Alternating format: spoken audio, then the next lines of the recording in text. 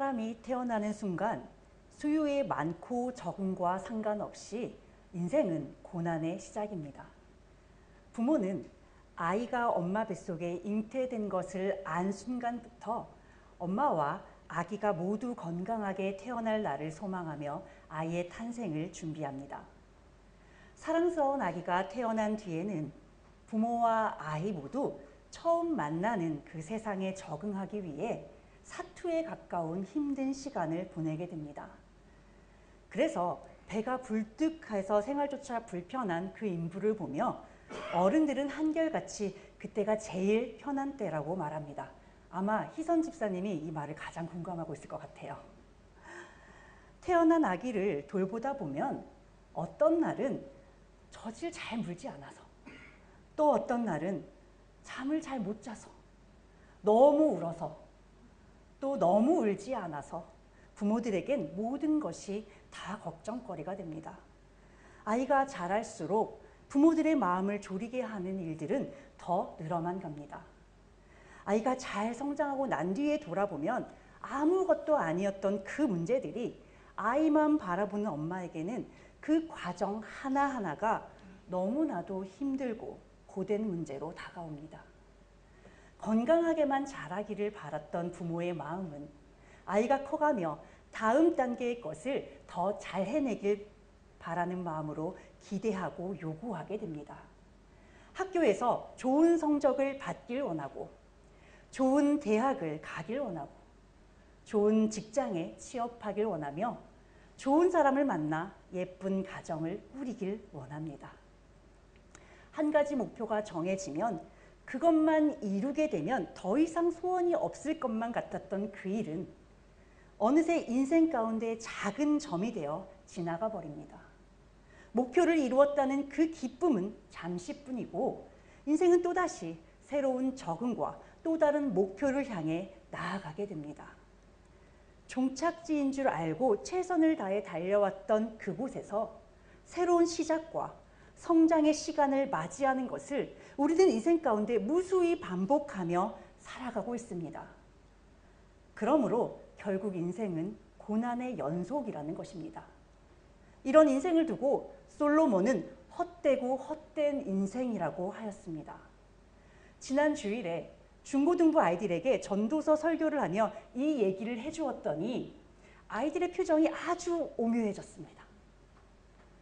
아이들의 표정에서 하마터면 공부를 열심히 할 뻔했네 라는 표정이 스치는 것을 순간 포착했어요. 이걸 그대로 두면 안 되겠다. 그래서 아이들에게 자세하게 이 부분에 대해 설명해 주었습니다. 우리의 노력에도 불구하고 인생이 고난의 연속이고 그러므로 헛되고 헛되다는 말을 듣게 되면 굳이 지금 이 순간을 그렇게 최선을 다해서 아등바등 살 필요가 있을까 하는 생각이 누구나 그 머리에 스치게 됩니다. 그러나 솔로몬이 헛되다고 했던 그 말은 인생의 끝에서 모든 것을 누릴 수 있는 귀한 축복을 받았음에도 불구하고 그 모든 것을 자기 자신만을 즐겁게 하는데 사용했던 그 모든 자신의 인생에 대한 후회였다는 것을 우리는 꼭 기억해야만 합니다. 결국 모든 것이 헛되고 헛되다는 그 솔로몬의 고백은, 그리고 그가 그렇게 고백했지만 그 인생의 마지막에 와서 깨닫게 된 결론은 의미 있는 인생을 살기 위해서는 하나님을 더욱 잘 섬겨야 한다는 것이었습니다. 하나님과 동행하지 못하고 어느 순간 하나님의 손을 놓아버린 자신의 인생이 텅 빈 것처럼 보였기 때문에 이 말을 한 거예요. 그러므로 우리는 인생에 어떤 어려움을 만나더라도 그 모든 것을 주관하고 계신 분이 하나님이라는 것을 믿고 오직 하나님께 간구하고 아뢰야 하는 것입니다. 그렇게 할 때 하나님만을 의지하는 자녀가 하나님께서 맡기신 사명을 온전히 감당할 수 있도록 그 문제는 하나님이 친히 해결해 주실 수 있습니다. 열왕기하 4장에는 4가지의 기적이 등장하고 있습니다. 이 4가지의 기적을 살펴보면 역사적 배경이 없습니다. 그리고 기적들 사이에 어떤 연관성도 없고 시간의 연속성도 확인할 수 없습니다. 그저 4가지 사건과 함께 모두 하나님의 능력을 입은 선지자 엘리사가 기적을 통해 해결하는 모습이 나열되어 있을 뿐입니다. 열왕기서의 저자는 왜 이 부분을 기록한 것이고, 그것도 모압과의 그 치열한 전투와 나아만 장군이 기적을 입은 그 사건들 사이에 굳이 이 기적을 적은 이유가 무엇이고, 하나님께서는 왜 이 말씀을 우리에게 허락한 것일까요? 오늘 본문에 기록된 4가지의 기적을 통해 우리는 그 답을 찾아가고자 합니다. 인생길 위에 고난을 만났을 때 이들이 어떻게 대처했고, 그로부터 어떤 해결책을 얻게 되었는지 함께 살펴보며, 오늘날 우리가 만나게 되는 인생의 문제를 해결하고 회복할 수 있는 그 지혜를 얻어가시길 바랍니다. 첫 번째 이야기는 과부와 기름그릇 이야기입니다. 엘리사의 제자 중 한 사람이 갑작스러운 죽음을 맞이하게 되었습니다. 그는 하나님을 경외하는 사람이었고, 믿음으로 하나님께 순종하며 가족의 든든한 울타리가 되어주었던 사람입니다. 그런 남편의 갑작스러운 죽음으로 그의 아내와 자녀들은 예상치 못한 고난을 만나게 되었습니다. 여인은 하나님 앞에 순종하며 성실한 삶을 살아가는 남편이라면 자신과 2 아들을 언제까지나 든든하게 보호해 줄 수 있을 줄 알았을 것입니다. 그러나 인생 가운데 만나는 불행과 고난은 사람을 가려서 찾아오지 않습니다. 자신의 인생을 책임져 줄 것 같아 의지했던 대상은 이 여인처럼 남편일 수도 있습니다. 또는 자녀일 수도 있고 건강이나 물질일 수도 있습니다. 이처럼 우리는 세상의 삶 속에서 의지하는 대상을 한순간에 잃을 수 있습니다. 그러므로 우리는 언제 어떤 고난을 만나더라도 그 고난을 넘어설 수 있는 지혜를 가지고 살아가야 합니다. 예상치 못한 고난 가운데 만나는 세상의 고난을 넘어서는 유일한 답은 바로 예수 그리스도입니다. 또한 고난은 누구에게나 올 수 있는 것이므로 고난 가운데 있는 사람을 긍휼히 여기는 마음을 가져야만 합니다. 만약 여러분에게 연약한 자를 돕는 긍휼한 마음이 있다면 하나님께서는 여러분이 어려움을 당했을 때 반드시 여러분 곁에 돕는 사람들을 세워주실 것입니다. 그러니 성도 여러분은 자신이 만나는 어려움 앞에서 하나님 앞에 간구하시고 타인의 어려움 앞에선 긍휼한 마음으로 그를 도우시는 사랑을 베풀어 주시기를 바랍니다. 여인은 마음의 준비 없이 고난을 만나게 되었고 당장 살 길이 막막하자 돈을 빌려서 생활을 했지만 그 빚을 갚을 능력이 여인에게는 없었습니다. 어느 날 빚을 준 사람이 찾아와 돈을 갚지 않으면 2 아들을 종으로 팔겠다는 협박을 했습니다. 이제 여인은 남편을 잃은 슬픔과 생활에 대한 막막함보다도 2 아들이 종으로 팔려가게 될 절박한 위기를 만나게 되었습니다. 그 절박한 두려움 가운데 여인의 선택은 남편의 스승인 엘리사를 찾아간 것이었습니다. 보통 사람들은 어려움에 처하게 되면 하나님을 찾기보다는 자신에게 힘이 되어줄 세상의 힘을 가진 자를 찾게 되어 있습니다. 그러나 사람에게 도움을 청하게 되면 사람은 자기 자신만의 이익을 위해서 일하는 존재이기 때문에 결국에는 또 다른 문제를 더하게 될 뿐입니다. 그러므로 성도라면 이 여인처럼 먼저 하나님께 기도하며 길을 찾아야 합니다. 그래야 조건 없이 베푸시는 하나님이 주시는 놀라운 해결책을 만날 수 있습니다. 또한 궁극적으로 세상이 줄 수 없는 평안도 누릴 수 있어요. 열왕기하 4장 2절 엘리사가 그에게 이르되 내가 너를 위하여 어떻게 하랴 내 집에 무엇이 있는지 내게 말하라. 그가 이르되 계집종의 집에 기름 한 그릇 외에는 아무것도 없나이다 하니 여인의 간청을 들은 엘리사는 여인에게 2가지를 묻습니다. 내가 너를 위해 어떻게 해주기를 원하냐는 것과 네 집에 무엇이 있느냐는 것입니다. 여인은 기름 한 그릇 외에는 아무것도 없다고 답합니다. 이 말을 들은 엘리사는 그렇다면 이웃에게 가서 빈 그릇을 빌려오되 조금만 빌리지 말고 많이 빌려오라고 대답합니다. 여인과 2 아들은 엘리사에게 그릇을 어디에 쓸 것인지 묻지도 않고 그저 순종하며 최선을 다해 이웃에게 빈 그릇을 빌려왔습니다. 이를 통해 우리는 이 여인의 평소 믿음과 인격을 엿볼 수 있습니다. 이 여인은 남편이 남긴 기름을 소중하게 간직하고 있었고 그 남은 기름 한 그릇을 자신의 믿음으로 하나님 앞에 드릴 수 있었습니다. 그리고 이웃에게 그릇을 빌리러 갔을 때 이웃들이 선뜻 그릇을 내어준 것을 보면 평소 이 여인이 이웃들에게 선한 마음으로 아량을 베풀며 살았음을 알 수 있습니다. 물론 하나님은 무에서 유를 창조하시는 분이시기에 여인의 손에 기름 그릇이 없어도 또 빈 그릇을 준비하지 않아도 얼마든지 역사하실 수 있습니다.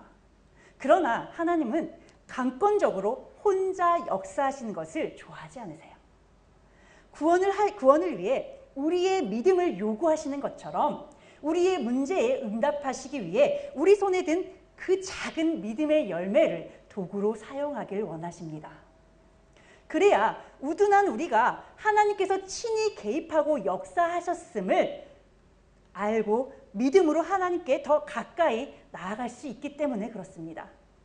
엘리사는 여인에게 두 아들과 함께 문을 닫고 들어가 빌려온 그릇에 기름을 부으라고 명령하였습니다.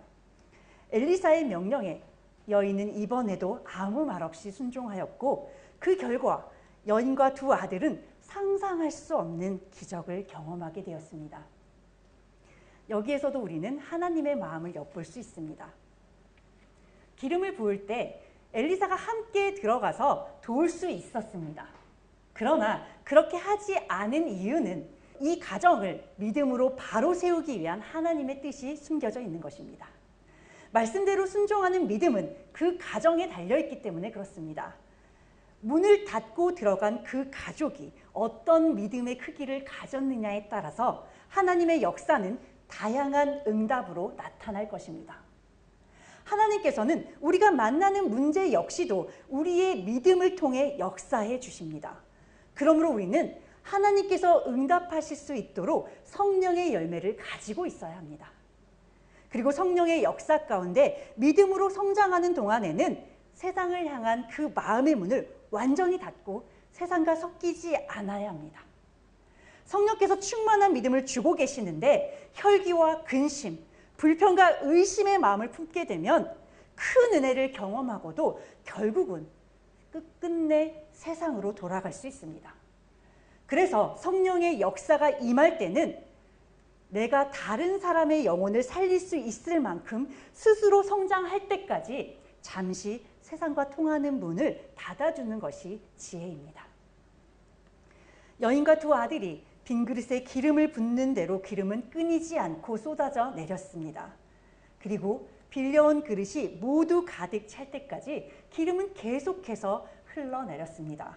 이제 더 이상 빈 그릇이 없다는 아들의 말에 그제야 기름이 그쳤습니다. 여인은 이 기름을 팔아 두 아들을 구할 수 있었고 갑자기 남편을 잃은 고난 가운데 자신과 가족의 삶을 이끌어갈 힘을 얻게 되었습니다. 어쩌면 여인은 남편이 남긴 작은 기름 한 그릇은 너무 작아 쓸모가 없다고 생각했을지도 모릅니다. 그러나 사람들의 눈에 볼품이 없는 그 기름이 여인과 여인의 두 아들을 구했습니다. 우리는 때때로 지금 우리가 누리고 있는 것을 너무나도 당연한 것으로 여겨 하나님께 받은 은혜와 믿음을 하찮게 여길 때가 있습니다. 그러나 성도들이 하나님을 믿으며 드리는 예배와 교회에서 행하는 작은 헌신들은 그 자체로 성령께서 역사하고 계신다는 증거입니다.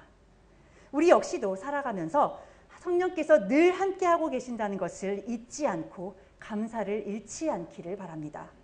지금 당장 고난 가운데 있을지라도 우리의 믿음으로 빈 그릇이 은혜로 가득 채워지는 놀라운 경험을 하게 될 것입니다.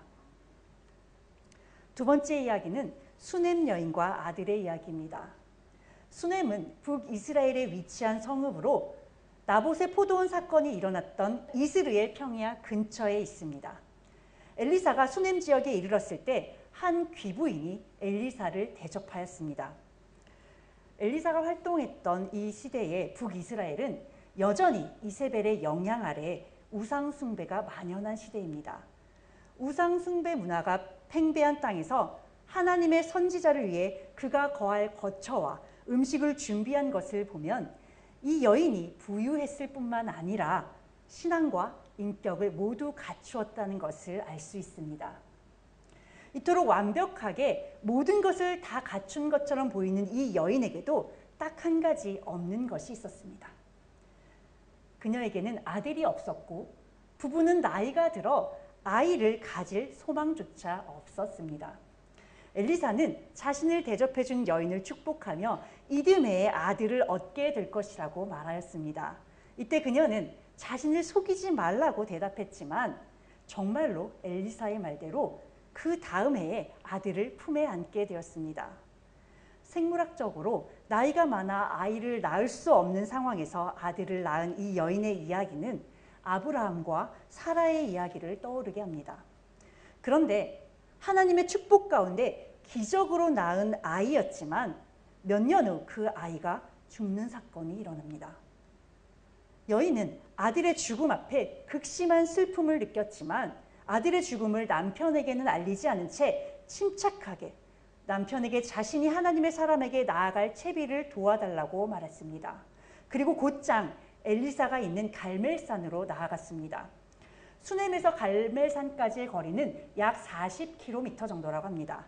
나귀를 타게 되면 하루 만에 다녀올 수 있는 거리입니다. 길을 떠날 때 묻는 남편에게나 평안하냐고 묻는 엘리사의 물음에 대한 여인의 대답은 한결같이 모두 평안하다는 것이었습니다. 불가능한 상황에서 하나님의 축복으로 얻은 그 귀한 아들이 죽은 이 상황은 전혀 평안한 상황이 아닙니다. 그럼에도 불구하고 그녀의 대답은 한결같이 평안입니다. 이런 여인의 행동은 엘리사라면 이 문제의 답을 갖고 있을 것이라는 강한 믿음과 확신에서 비롯된 것입니다. 침착하게 엘리사에게 왔던 여인은 정작 엘리사를 보자 아무 말도 하지 못하고 그저 그 발을 안고 한참 동안을 가만히 있었습니다. 오랜 세월 귀한 여인으로 살아오며 지켜왔던 품위와 교양을 모두 내려놓고 처절한 슬픔에 잠겨 있는 것입니다. 엘리사의 사환이 이 여인을 물리치려 했지만 엘리사는 그 여인의 영혼 가운데 임한 괴로움을 보고 그냥 두라고 말합니다. 이때 엘리사는 그 영혼의 괴로움의 원인은 하나님께서 숨기고 알려주지 않으셨다고 말합니다. 이를 통해 우리는 아무리 위대한 선지자라 할지라도 하나님께서 그 뜻을 감추시면 인간은 아무것도 알 수 없는 존재라는 것을 알 수 있습니다. 또한 이 사실을 사안에게 거리낌 없이 밝히는 엘리사의 모습을 통해 하나님 앞에 겸손한 그의 성품을 짐작할 수 있습니다. 28절의 여인은 엘리사에게 말하기를 내가 내 주께 아들을 구하더니까 나를 속이지 말라고 내가 말하지 아니하더이까 라고 합니다. 이런 여인의 말은 자칫 엘리사를 향해 원망하고 질책하는 말로 들릴 수 있습니다. 그러나 아들이 다시 살기를 원하는 자신의 소망을 그 말에 담았다면 자신의 아들이 죽었으니 그 아들을 빨리 살려달라는 간청을 했어야 마땅합니다. 그러므로 이와 같은 여인의 고백은 원점으로 돌아가 처음부터 자식을 기대하지 않았던 자신의 모습을 상기하며 그럼에도 불구하고 주신 이가 하나님이시니 나머지 일도 하나님께서 친히 역사해 주실 것임을 확신하는 겸손한 신앙이 담겨있는 말로 보는 것이 합당해 보입니다. 이 말에 엘리사는 사환인 게하시에게 먼저 가서 아이를 살리기 위한 조치를 취할 수 있도록 알려줍니다. 그러나 여인은 엘리사의 곁을 절대로 떠나지 않겠다고 말합니다. 엘리사를 향한 확고한 믿음은 엘리사만이 진정한 하나님의 선지자임을 믿었기에 가능한 것이었습니다. 또한 이것은 엘리야를 끝까지 따라가며 선생님 곁을 절대로 떠나지 않겠다고 다짐했던 그 엘리사의 고백과 동일한 것입니다. 안타깝게도 게하시는 여인의 아들을 살리지 못했습니다.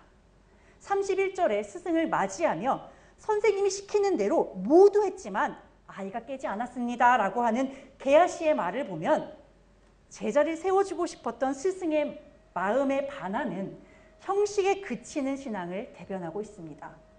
이는 하나님의 사람이라면 능히 자신의 문제를 해결해 줄 것이라는 여인의 믿음과는 대조적인 것입니다. 결국 여인의 믿음대로 엘리사는 아이를 살렸습니다. 여인은 다시금 사랑하는 아들을 품에 안을 수 있었어요.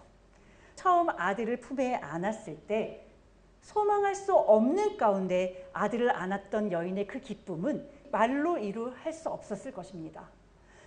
그런 아들이 죽었을 때의 절망과 좌절감 역시도 아들을 품에 안았을 때의 그 기쁨만큼이나 컸을 것입니다. 그러나 큰 아픔 가운데에서도 여인은 하나님 앞에 변함없는 믿음을 드렸고 그녀는 평안을 고백하였습니다. 인생을 살아가다 보면 하나님이 주신 축복을 잃어버리고 슬퍼하게 되는 날도 만나게 됩니다. 분명히 하나님께서 축복으로 허락하신 기쁨인 줄 알았는데 그것을 잃어버리게 되어 더 큰 슬픔과 좌절을 맞이하게 되는 그런 순간이 있습니다. 그러나 끝까지 믿음을 버리지 않았던 수넴 여인과 같이 어떤 상황을 만나더라도 하나님을 원망하지 않는 믿음을 보일 때 하나님은 그 믿음을 귀하게 사용하십니다. 죽었던 아들을 다시 살리신 하나님을 만나는 순간 여인은 이전에 바랄 수 없는 가운데 아들을 허락하셨을 그때보다 더 강한 확신으로 인생을 살아갈 힘을 얻게 되었습니다. 이후 여인의 믿음은 하나님이 주시는 축복의 유무나 축복의 크기와 상관없이 온전히 하나님만을 믿고 의지하는 신앙으로 성장했을 것입니다. 그리고 그 어떤 축복보다 확고한 믿음을 갖는 것, 그것이 하나님께서 이 여인에게 또 우리에게 주시는 가장 큰 축복이며 선물이라는 것을 이 시간 꼭 기억하시길 바랍니다. 세 번째 기적은 흉년의 때에 일어난 사건입니다. 엘리사가 선지자의 제자들을 위해 국을 끓이라고 했을 때 어떤 사람이 들에서 들호박을 따다가 국 끓이는 솥에 넣었습니다. 여기서 눈여겨봐야 할 것은 구체적으로 어떤 사람이 따온 열매인지 또 그것이 정확하게 어떤 열매인지 알지 못했다는 점입니다. 이 식물이 무엇인지 구체적으로 밝혀지진 않았으나 이때가 흉년의 때라는 것을 감안한다면 이미 들에는 사람이 먹을 만한 것은 남아있지 않았을 거라는 걸 추측할 수 있습니다. 구약시대의 흉년은 대개 하나님 앞에 불순종한 결과로 하나님의 저주와 심판 때문에 일어납니다. 그런데 이런 때에 선지자의 제자들이 자신들이 따온 채소가 식용인지 아닌지 분별하지도 않은 채 그것을 모두가 먹을 국에 썰어 넣었다는 것입니다. 정체불명의 들채소에는 죽음의 독이 있어 선지자들을 위해 끓인 국은 능히 먹지 못할 것이 되어버렸습니다. 이에 엘리사는 죽음의 독이 끓고 있는 솥에 가루를 넣었습니다. 그리고 무리에게 다시 그 국을 주어 먹게 했을 때 솥에 있던 독이 모두 해독되는 기적의 역사가 일어났습니다. 엘리사는 자신들이 국에 넣은 것이 독초인지도 모른 채 그것을 그저 받아들이고 죽어가는 무리를 살렸습니다. 이는 죽을 위기에 처해 있는 영혼들을 긍휼히 여기는 엘리사의 마음 덕분이며 나아가 영혼을 사랑하시는 하나님의 은혜 덕분입니다. 우리가 살아가는 지금 이 시대는 불법이 성행하고 사랑이 식어가는 영적 흉년의 시기입니다. 이런 마지막 때 많은 영혼들이 영적 분별을 하지 못하고 세상이 넣어주는 생각을 그대로 받아들이고 있습니다. 그 생각으로 인해 자신이 죽어가는지도 모른 채 지금 너무나도 많은 영혼들이 죽어가고 있습니다. 세상의 잘못된 가치와 문화, 반성경적이거나 성경을 왜곡하는 가르침으로 많은 영혼들이 영원한 사망의 길로 걸어가고 있습니다. 이 마지막 때 죽어가는 영혼을 소생시키는 것은 오직 말씀밖에 없습니다. 어지럽고 혼탁한 시대에 할 수만 있다면 선택받은 자들조차도 넘어뜨리고자 사단은 열심히 일을 하고 있습니다. 이 마지막 시대에 우리는 오직 말씀을 중심으로 우리의 삶을 분별하고 오직 말씀과 삶을 일치시키기 위해 노력해야 할 것입니다. 열왕기하 4장 44절 그가 그들 앞에 주었더니 여호와께서 말씀하신 대로 먹고 남았더라. 마지막은 보리떡 20개와 채소 한 자루로 100명이 먹은 기적입니다. 이 사건은 예수님의 오병이어 기적을 떠올리게 합니다. 보리떡 20개는 20명의 사람이 먹을 수 있는 양입니다. 그런데 엘리사는 사환에게 이 떡을 주며 그곳에 있는 100명의 제자들에게 나눠주라고 명령하였습니다. 사환은 엘리사의 터무니없는 명령에 어떻게 20명밖에 먹을 수 없는 이 떡과 채소를 100명에게 나눠주라는 것이냐고 물었습니다. 하지만 엘리사는 여호와의 말씀이 무리가 먹고 남을 것이라고 하셨으니 걱정하지 말고 제자들에게 나눠주라고 다시금 명령하였습니다. 하나님께서는 엘리사에게 사람의 눈에는 터무니없이 적은 양이지만 하나님께서 먹을 수 있도록 역사하실 것이니 걱정 말라고 말씀해 주셨습니다. 그리고 엘리사는 그 하나님의 말씀을 믿음으로 순종하였습니다. 믿음의 확신이 없다면 사환에게 동일한 명령을 2번이나 할 수 없었을 것입니다. 이 일은 결국 엘리사의 믿음과 순종이 일으킨 기적이었습니다. 이런 기적은 사람의 생각으로 판단하고 불평하고 염려한다면 절대로 만날 수 없는 기적입니다. 만약 여러분이 엘리사의 자리에 있었다면 여러분은 어떤 판단과 행동을 하셨을 것 같습니까? 영적인 일은 눈으로 보고 순종하는 것이 아닙니다. 우리의 작은 머리로 이해가 다 되고 납득이 모두 되었을 때 순종하는 것은 죄송하지만 순종이 아닙니다. 만약 우리의 상식선에서 기적이 일어난다면 우리는 그것을 통해 하나님의 능력을 경험하지 못할 것입니다. 하나님의 전능성을 의심할 것입니다. 그래서 자신의 생각이나 판단을 버리고 끝까지 순종하는 것이 바로 하나님의 기적을 경험할 수 있는 능력인 것입니다. 지금까지 엘리사가 베푼 4가지의 기적에 대해 함께 살펴보았습니다.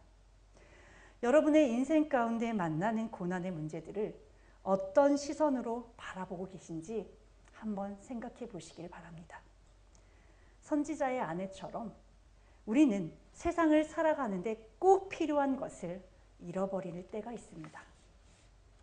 수넴 여인처럼 하나님의 축복을 잃고 괴로움과 좌절에 빠질 때도 있습니다. 자신도 모르는 세상의 죄에 물들어 믿음의 길을 벗어날 때도 있으며 우리 손에 든 것이 부족해 보여 하나님의 역사를 제한할 때도 있습니다.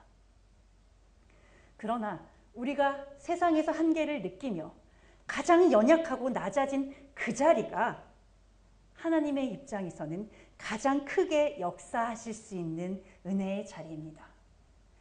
인생의 가장 낮은 자리에서 하나님의 사람을 찾았던 여인들처럼 또 처음부터 하나님의 역사하심을 믿고 순종했던 엘리사처럼 오직 하나님만을 의지하시기를 바랍니다.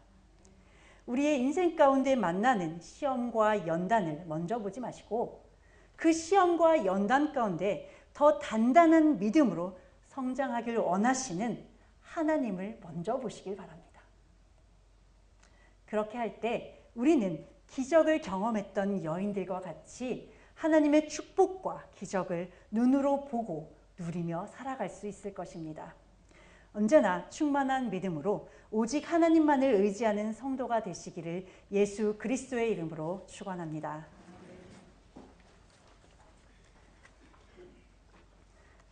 사랑과 은혜가 풍성하신 하나님 아버지, 엘리사가 베풀었던 기적을 통해 하나님의 전능하심과 크신 사랑을 알게 하시니 감사드립니다.